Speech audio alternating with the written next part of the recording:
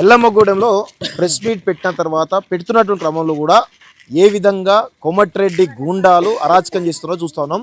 మాలాంటి వాళ్ళమే వస్తున్నప్పుడు ఇంత పరిస్థితి ఉందంటే మేము లేకపోతే వీళ్ళ పరిస్థితి ఏ విధంగా ఎంత దయనీయంగా ఎంత దారుణంగా ఉంటుందో ఒకసారి అర్థం చేసుకోవాల్సిన అవసరం అయితే ఉంటుంది. ఎల్లమ్మగూడెం ప్రజలు స్వేచ్ఛగా 4 గోడల మధ్య ఎవరు లేనప్పుడే మీరు ఒక రహస్యమైనటువంటి రూమ్లో మీరు ఓటేసే హక్కు ఉంటుంది.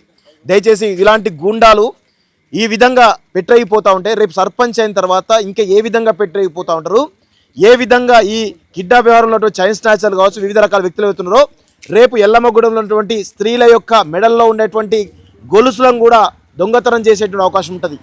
అదేవిధంగా ఇక్కడ ఉన్నటువంటి రెడ్డి సామాజిక గతంలో సర్పంచ్ భర్త ఎవరైతున్నారో విజయ్ రెడ్డి హత్య జరిగింది కదా, రేపు మళ్ళా అదే సామాజిక వర్గంలో కావచ్చు లేకపోతే ఇక్కడ ఊర్లలో కావచ్చు ఇలాంటి ఘటనలు చాలా జరిగేటువంటి అవకాశం ఉంది.